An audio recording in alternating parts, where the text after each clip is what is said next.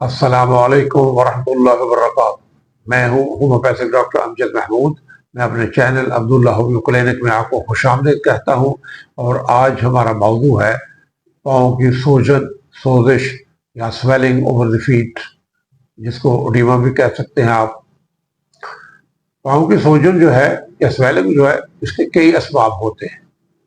बाज़ मामूली भी हो सकते हैं, माइनर भी हो सकते हैं, बाज़ जो है वो सीरियस जो है ना हेल्थ इश्यूज उनकी वजह से भी हो सकते हैं। अब देखना कि ये होते क्यों है, इन पे स्वेलिंग, पाँव पे, ये टांगों पे स्वेलिंग होती क्यों है। नंबर एक, इसमें जो अगर prolonged standing and sitting position है, अगर आप ज्यादा देर खड़े रहते हैं या ज्यादा देर टांगे या पाँव लटका के बैठे रहते हैं या उन पर प्रेशर रहता है पाँव पे बैठने पे, तो उसकी वजह से भी स्वेलिंग हो सकती है। उसकी वजह ये होती है कि टांगों में जो फ्लूइड्स हैं एक्यूमुलेट कर जाते हैं और स्वेलिंग बन जाती है। फिर प्रेगनेंसी है, ये भी एक वजह है। प्रेगनेंसी में आमतौर पर स्वेलिंग हो जाती है, वो भी फ्लूइड वगैरह की रिटेंशन वगैरह की वजह से या वेन वगैरह पर प्रेशर पड़ने से ये स्वेलिंग होती है। फिर इंजरी वगैरह है, अगर कोई जख्म वगैरह हो गया या ट्रामा वगैरह हो गया या स्प्रेन आ गई है, तो उसकी वजह से भी स्वेलिंग जो है वो हो सकती है।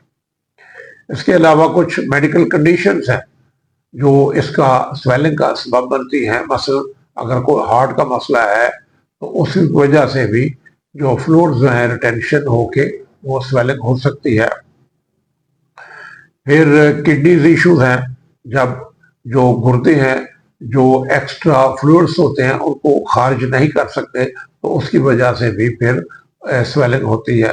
फिर लिवर डिजीज है, जब लिवर जो है उसका काम जो है सुस्त हो जाता है, बोर हो जाता है, तो उसकी वजह से भी फ्लूइड जो है वो रिटेंशन हो के फिर स्वेलिंग जो है जाहिर होती है। इसके अलावा कुछ मेडिसिन है जिनके साइड इफेक्ट की वजह से भी स्वेलिंग होती है। मसलन कुछ ब्लड प्रेशर के अद्वियात हैं, उनसे भी स्वेलिंग हो जाती है साइड इफेक्ट के तौर पर।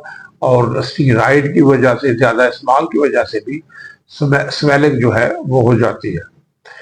फिर कुछ इन्फेक्शंस हैं, जिन लोगों को डायबिटीज़ वगैरह हो, शुगर वगैरह हो, या फिर उनके जो ब्लड सर्कुलेशन है वो पुअर हो, तो उसकी वजह से भी पाँव या टांगों में स्वेलिंग हो जाती है।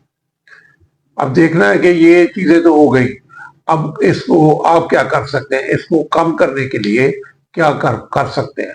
पहले नंबर पर तो ये है कि जब भी आप लेटे तो आपके पाँव जो हैं आपके हार्ट लेवल से थोड़े से ऊंचे होने चाहिए, ताकि ब्लड सर्कुलेशन जो है वो बेहतर हो।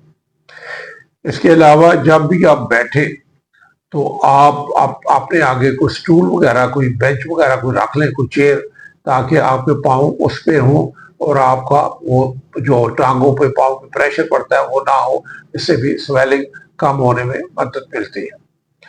फिर नमक का, साल्ट का इस्तेमाल कम से कम करें, क्योंकि जब आप नमक इस्तेमाल ज़्यादा करते हैं तो वो पानी को फिर वो एक्यूमुलेट करता है, वो जमा कर लेता है, जिसकी वजह से स्वेलिंग जो है वो हो जाती है। और फिर आप एक्टिव रहें, जितना आप एक्टिव रहेंगे आपकी सर्कुलेशन जो है वो बेहतर रहेगी और आपको स्वेलिंग जो है वो कम होगी।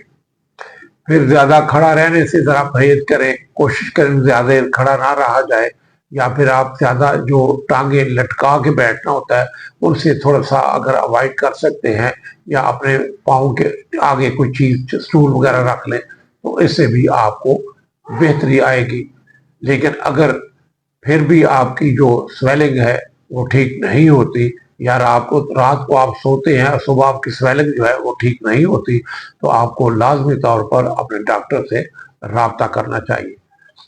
होम्योपैथी में कुछ अद्वियात हैं जो मैं आपको बता देता हूँ। मसलन एपिस मेलिफिका है, जब स्वेलिंग जो है पफी हो और रोजी कलर हो, तो इस और जो दर्द है, डंक जैसे स्ट्रिंग वगैरह कोई डंक लगता है, तो ऐसी पेन भी हो, तो वहाँ आप ये एपिस जो है इस्तेमाल करवा सकते हैं।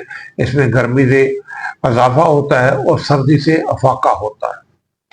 आर्निका है, अगर سبب جو سویلنگ کا کوئی زخم وغیرہ ہے، سپلین وغیرہ ہے، تو اس میں آپ آرنیکا جو ہے وہ استعمال کروا سکتے ہیں۔